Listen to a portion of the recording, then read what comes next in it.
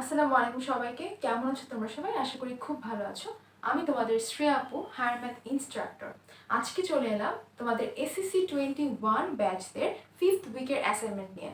তো হায়ার ম্যাথে যে অ্যাসাইনমেন্টটা দেওয়া হয়েছে তার উদ্দীপকটা আমি বাম সাইডে লিখেছি এবং ক নাম্বার যে প্রশ্নটা, প্রথম প্রশ্নটা আমি এখানে লিখে রেখেছি।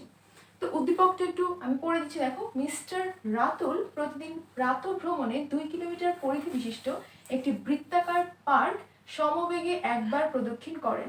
তিনি সকাল 6:45 প্রদক্ষিণ শুরু করেন এবং সকাল 7:25 শেষ করেন। তারপর এখান থেকে আমি দুইটা ইনফরমেশন পেয়েছি। কি কি? মিস্টার রাতুল প্রাতঃভ্রমণ শুরু করেন 6:45 থেকে এবং শেষ করেন 7:25। তার মানে টাইম ডিউরেশনটা কত তোমরা হিসাব করে কমেন্ট সেকশনে জানিয়ে দাও, কিছুক্ষণ পর এমনি আমি বলে দিব। এরপর দেখো, মিস্টার রাতুল যে বৃত্তাকার পথটা অতিক্রম করেন সেই বৃত্তাকার পথের পরিধি দেওয়া আছে 2 কিলোমিটার এবং পরিধির সূত্রটাও তোমরা কমেন্ট বক্সে জানাতে পারো, যদি আমি বলে দিব। আচ্ছা, কোয়েশ্চেনটা একটু দেখি তাহলে। দুটো ইনফরমেশন তোমরা মাথায় সেট করে রাখো। এবার কোয়েশ্চেনটা হচ্ছে, সকাল 7টা পর্যন্ত যে পথ অতিক্রম করেন তা পার্কটির কেন্দ্রে কত ডিগ্রি কোণ উৎপন্ন করেন? আচ্ছা, পার্কটি তো বৃত্তাকার, তার মানে বৃত্তাকার পথের অবশ্যই একটা কেন্দ্র থাকবে। তো সেই কেন্দ্রে কত ডিগ্রি কোণ উৎপন্ন করে সেটা আমাদেরকে বের করতে হবে। তো এখানে টাইমটা কিন্তু ভিন্ন দেওয়া আছে 7টা, আর আমরা শুধু 6:45 থেকে 7:25 টাইমটা জানতে পেরেছি। আচ্ছা দেখো তো, এখানে আমি বৃত্তের পরিধিটা তো জানি 2 কিলোমিটার, তো পরিধি দিয়ে কিভাবে ব্যাসার্ধ বের করতে হয় সেটা দ্রুত বের করে ফেলি। বৃত্তাকার পথের পরিধি সমান 2πr। দেখো প্রশ্নে কিন্তু 2 কিলোমিটার বলেই দেয়া আছে, তাহলে 2 কিলোমিটারকে একবারে মিটারে নেওয়া যায় কিভাবে? 2 kilometre into 1000 equal to 2πr। তাহলে দেখো এটা আসে হচ্ছে 2000 মিটার আর এদিকে 2πr। তাহলে দেখো r এর ভ্যালুটা কত আসবে? 2000 ডিভাইডেড বাই 2π।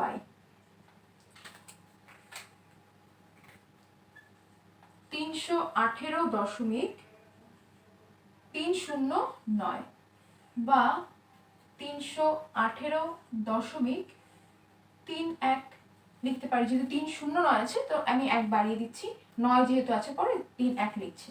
তাহলে 318.31 এটা হচ্ছে তোমার ব্যাসার্ধের মান। আর বলতে আমরা বুঝি হচ্ছে ব্যাসার্ধ। এবারে আমরা কিন্তু সেই বৃত্তাকার পথটির ব্যাসার্ধ জেনে ফেলেছি, একটা কাজ ডান। এবার যেটা করতে হবে, দেখো 6:45 থেকে 7:25 পর্যন্ত সে যে চললো, আমরা জানি ফিজিক্স থেকে পড়েছি যে মানুষ যখন চলে সে সবসময় সমবেগেই চলে, তাই না? তাহলে 6:45 থেকে 7:25 পর্যন্ত সে কিন্তু সমবেগে চলেছে। আর সমবেগের সূত্রটা তোমরা সবাই জানো, যদিও আমরা এখানে একটু অন্যভাবে লিখবো। তো সেই সমবেগের সূত্র দিয়ে আমরা রাতুল সাহেবের বেগটা বের করে ফেলতে পারবো। তাহলে চলো আমরা বেগটা বের করি। রাতুল সাহেবের গতিবেগ, রাতুল সাহেবের গতিবেগ ইকুয়াল টু অতিক্রান্ত দূরত্ব বাই সময়।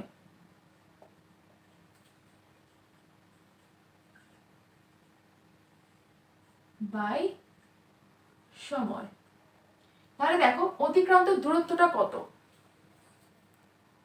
অতিক্রান্ত দূরত্বটা হচ্ছে 2000 মিটার। তাহলে আমরা লিখবো 2000 ডিভাইডেড বাই সময়টা একটু খেয়াল করো, 7:25 থেকে 6:45। তার মানে 7:25 থেকে 6:45 পর্যন্ত কয় মিনিট হয় এটা কিন্তু আমরা মাথায় হিসাব করে ফেলতে পারি। তাহলে সময়টা হবে 7:25 থেকে 6:45।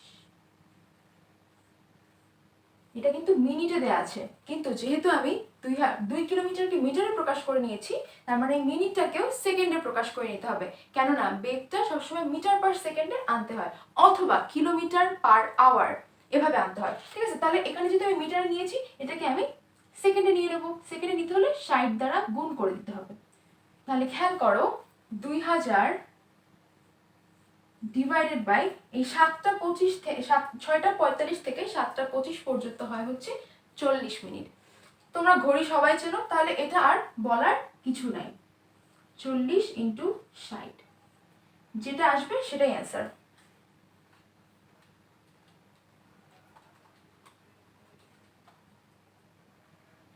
.83 মিটার পার সেকেন্ড, এটা হচ্ছে বেগের মান। এবারে দেখো আমরা দুইটা ইনফরমেশন কিন্তু পেয়ে গেছি। একটা হচ্ছে বৃত্তাকার পথের ব্যাসার্ধ, রাতুল সাহেব যে বৃত্তাকার পথে হেঁটেছেন সেটার ব্যাসার্ধ, এবং তার গতিবেগ, দুইটা জিনিস আমি বের করে ফেলেছি।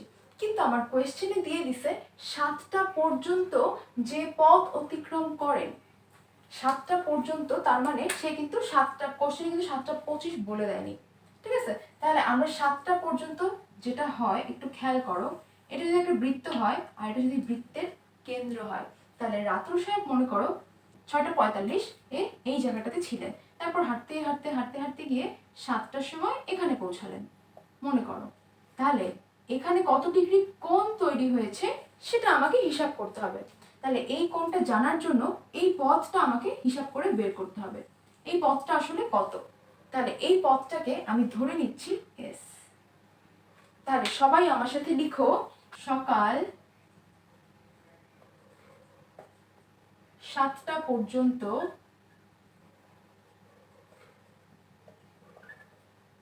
রাতুল সাহেবের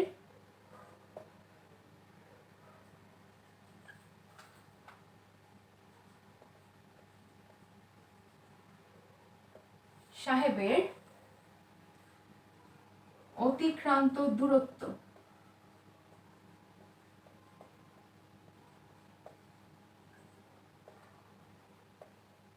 S ইকুয়াল টু, দেখো রাতুল সাহেবের গতিবেগ কিন্তু অলরেডি বের করে ফেলেছি, তাহলে আমি লিখতে পারি যে অতিক্রান্ত দূরত্ব ইকুয়াল টু গতিবেগ ইন্টু সময়। তাহলে গতিবেগটা কত? 0.833। এবার সময়টা কত? যেহেতু বলে দিয়েছে যে 7টা পর্যন্ত, সেহেতু সময়টা কত হবে? 6:45 থেকে 7টা পর্যন্ত যে সময়টা হবে সেটাই, 7টা মাইনাস 6:45। অবশ্যই এটাকে সেকেন্ডে নিয়ে নিতে হবে, সেকেন্ডে নেওয়ার জন্য 60 দ্বারা গুণ করা বাধ্যতামূলক। তাহলে 0.833 ইন্টু 7টা থেকে 6:45 কয় মিনিট হয়? 15 মিনিট, সবাই পারি। তাহলে 15 ইন্টু 60, এটাই হবে রাতুল সাহেবের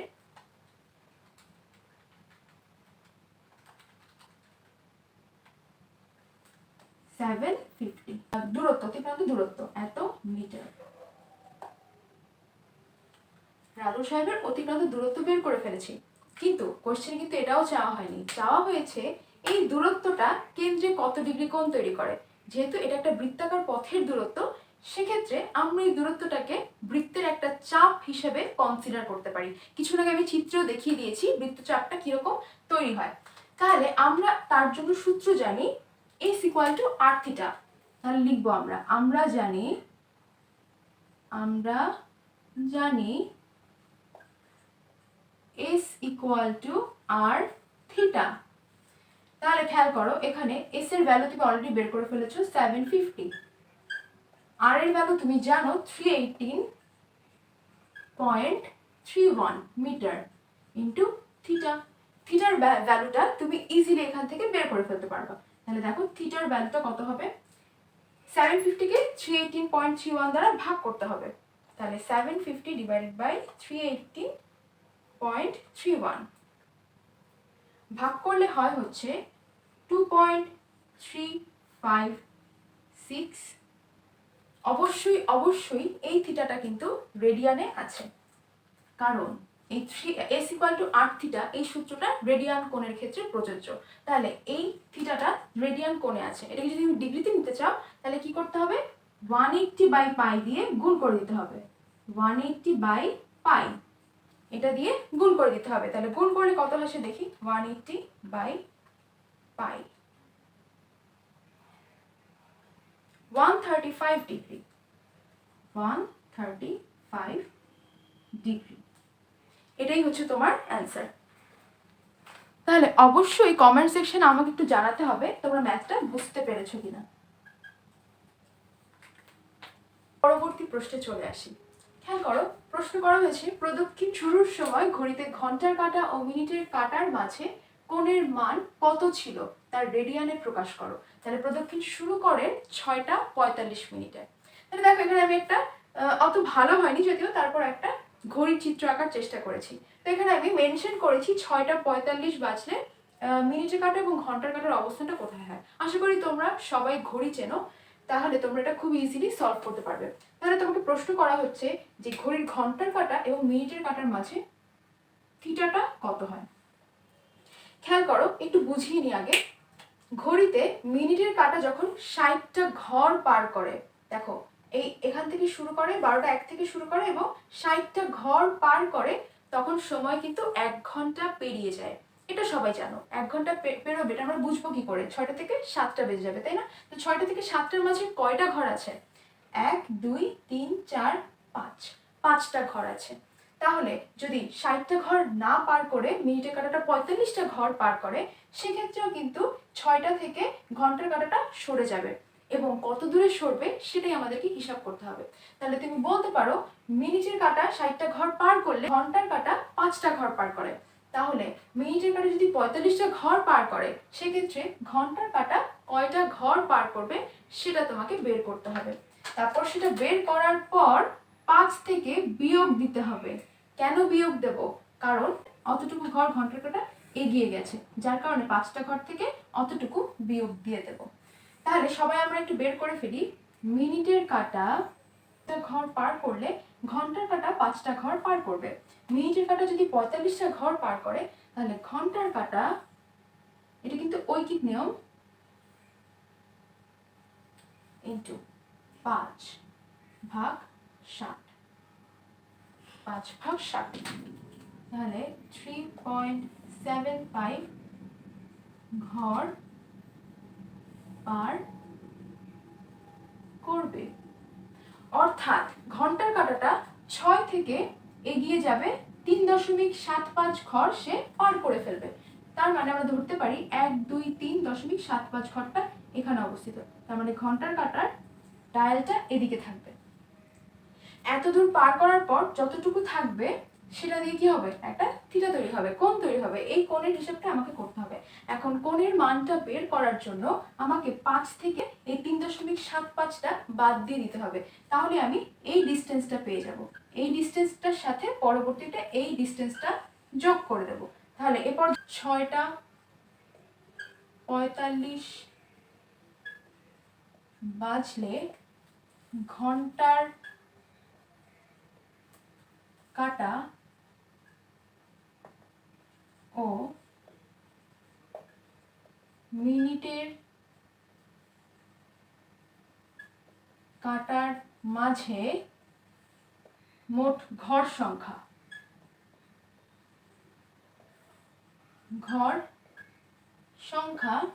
কত হবে? আমরা দেখেছিলাম ঘড়িতে 6:45 যখন বাজে তখন মিনিটের কাঁটাটা 9-এর কাছে থাকে এবং ঘন্টার কাঁটাটা 7-এর একটু কাছাকাছি থাকে, একদম 7-এ থাকে না। তাহলে প্রথমে আমাকে 5 থেকে ওই 3.75টা বিয়োগ দিয়ে নিতে হবে। এই যে এই ডিস্টেন্সটা বিয়োগ দিয়ে নিতে হবে। তারপর বাকি এখানে আছে 10 ঘর। এখানে কয়টা ঘর আছে? 7 থেকে 9-এর মাঝে আসে 10টা ঘর। সেই 10টা ঘরের সাথে ওই মানটা যোগ করে দিতে হবে। তাহলে আমরা হিসাব করি 10 প্লাস 5 minus 3.75 minus 3.75, একবারে হিসাব করে দিচ্ছি। তাহলে খেয়াল করো, এটা হবে হচ্ছে 10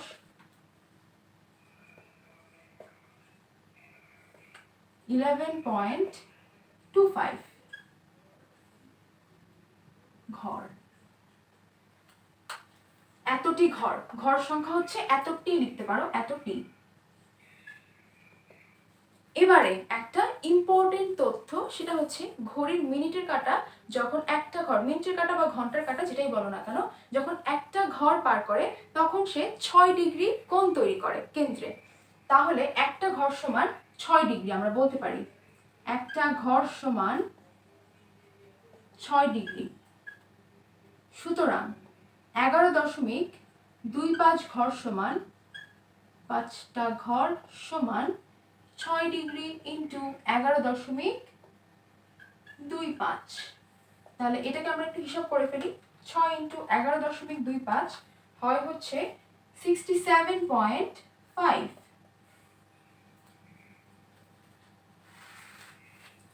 তাহলে এখান থেকে আমরা দেখতে পাচ্ছি ডিগ্রিতে প্রকাশ অলরেডি হয়ে গেছে।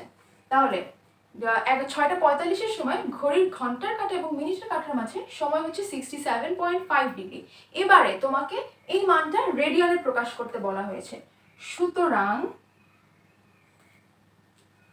67.5 ডিগ্রি কোণের রেডিয়ান মান ইকুয়াল টু 67.5 ইন্টু π/180। π/180 দিয়ে গুণ করলে রেডিয়ানে চলে আসবে। তাহলে আমরা করে ফেলি ইন্টু π/180 1.178। এটাই হচ্ছে তোমাদের অ্যান্সার 1.178 আর কি। লিখতে পারো চাইলে, এত বড় করে লিখতে পারো, তোমাদের ইচ্ছা। এটার উপর একটা রেডিয়ান সাইন দিয়ে দিবা। রেডিয়ান সাইনটা উপরে মাথার উপর একটা সি লিখতে হয়, এটা হচ্ছে রেডিয়ান সাইন, অথবা পাশে রেডিয়ান লিখে দিবা। লাস্টে একটু লিখে দিতে পারো যখন ঘড়িতে 6:45 বাজে তখন মিনিট এবং ঘন্টার কাঁটার মাঝে কোণের মান হচ্ছে তোমার 1.1781 রেডিয়ান। তাহলে এটাই তোমার ছিল হচ্ছে খ নম্বর প্রশ্ন। এবারে আসো গ নম্বর প্রশ্নে। এখানে বলা হয়েছে পার্কের পরিধি যাই হোক না কেন পার্কের সীমানা বরাবর এর ব্যাসার্ধের সমান পথ হাঁটলে কেন্দ্রে উৎপন্ন কোণের পরিমাণ পরিবর্তন হবে কিনা যুক্তি দাও। এবারে তোমরা জানো যে পার্কটা হচ্ছে বৃত্তাকার একটা পথ। তাহলে একটু লিখে নিতে হবে। আমরা জানি পরিধি যাই হোক না কেন, পরিধি সংখ্যাটা যদিও তোমরা নিজেদের মতো করে শিখেছো, কিন্তু কোয়েশ্চেনের আলোকে লিখতে গেলে একটু মডিফাই করে লিখতে হয়। পরিধি যাই হোক না কেন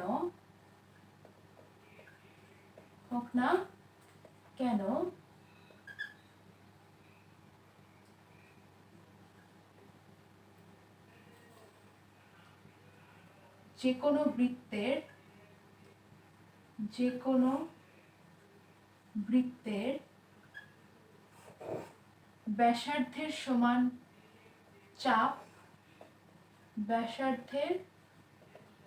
সমান চাপ বৃত্তের কেন্দ্রে যে কোণ তৈরি করে তাকে কি বলে? যে কোণ তৈরি করে তাকে 1 রেডিয়ান কোণ বলে। 1 রেডিয়ান কোণ বলে।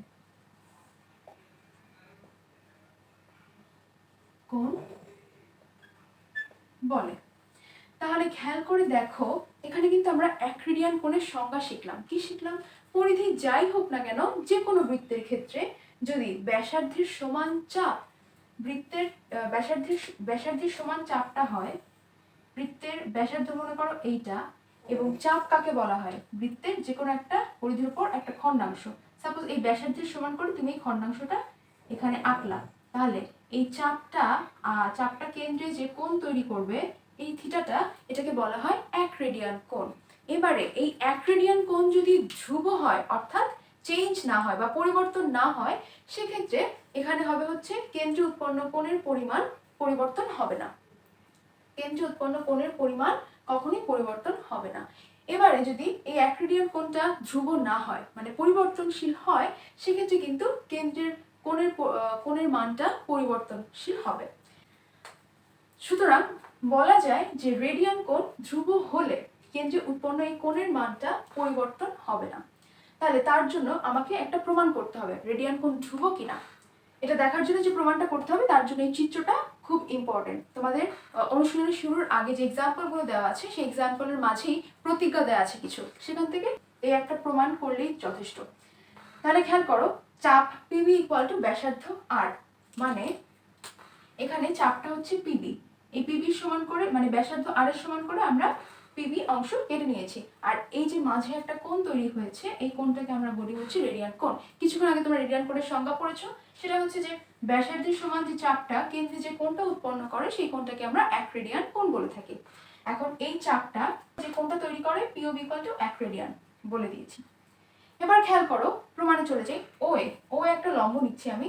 তাহলে দেখো ওবি এর উপর ও এ লম্বটা মাঝে কত ডিগ্রি কোণ তৈরি করে? 90 ডিগ্রি কোণ তৈরি করে, সবাই জানি আমরা। তাহলে ও এ লম্ব বৃত্তের পরিধিকে এ বিন্দুতে ছেদ করে, তাহলে চাপ এবি ইকুয়াল টু কি হবে? যেহেতু এই ও এ লম্বটা ওবি এর উপরে 90 ডিগ্রি কোণ করে, তাহলে পুরো বৃত্তটাকে এই ও এ লম্বটা কিন্তু 1/4 বিভক্ত করে ফেলে। তাহলে এবি চাপটা 1/4 হবে এই বৃত্তটার। তাহলে বৃত্তের পরিধি যদি 2 পাই আর হয়, তাহলে 1/4 কত হবে? পাই আর বাই 2। এবার আমরা জানি কেন্দ্রস্থ পিওবি কোণ চাপের সমানুপাতিক। কেন্দ্রস্থ পিওবি বলতে কি বোঝায়? এই কোণটা, এই কোণটা চাপ পিবি এর সমানুপাতিক। মানে এই কোণটা যত বড় হবে চাপ পিবিটা তত বড় হবে, আবার এই কোণটা যত ছোট হবে চাপ পিবিটা তত ছোট হবে।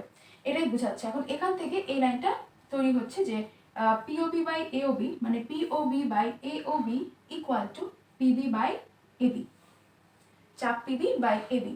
এবার আসো আমরা হিসাব করে আমরা পিওবি কোণের মানটা বের করব আর দেখব এই কোণটা কি ধ্রুব কোণ কিনা। তাহলে দেখো আমরা এখানে কি করব, PB divided by AB into AOB.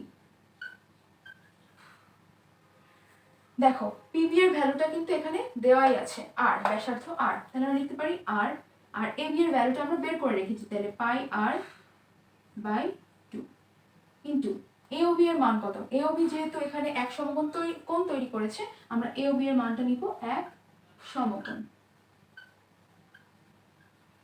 অর্থাৎ এখান থেকে হিসাব করলে পাওয়া যায় 2/পাই সমকোণ। খেয়াল করে দেখো পিওবি এর মানটা কিন্তু 2/পাই চলে আসছে, আর পাইটা এখানে একটা ধ্রুবক। পাইয়ের মান হচ্ছে 3.1416। তাহলে পাই যেহেতু ধ্রুবক, তার মানে পিওবি কোণটাও কিন্তু ধ্রুবক, কারণ 2 এর মানও কখনো পরিবর্তন হওয়া সম্ভব না, পাইয়ের মান তো সম্ভবই না। তাহলে 2/পাই যেহেতু একটা ধ্রুব সংখ্যা, সুতরাং পিওবি কোণটা একটি ধ্রুব কোণ। অর্থাৎ আমরা বলতে পারি যে পার্কের পরিধি যাই হোক না কেন, পার্কের সীমানা বরাবর এর ব্যাসার্ধের সমান পথ হাঁটলে কেন্দ্রে উৎপন্ন কোণের মান পরিবর্তন হবে না। জাস্ট লাস্ট লাইনে এই কথাটুকু লিখে দিলেই তোমাদের অ্যাসাইনমেন্ট কিন্তু পুরোপুরি কমপ্লিট। সো এভাবেই তোমাদেরকে অ্যাসাইনমেন্টগুলো কমপ্লিট করিয়ে দেবো, চেষ্টা করবো আর কি। তো তোমাদেরকেও সেই অনুযায়ী বন্দি পাঠশালার প্রতি একটু কোঅপারেটিভ থাকতে হবে। সবাইকে ধন্যবাদ, ভালো থাকবে।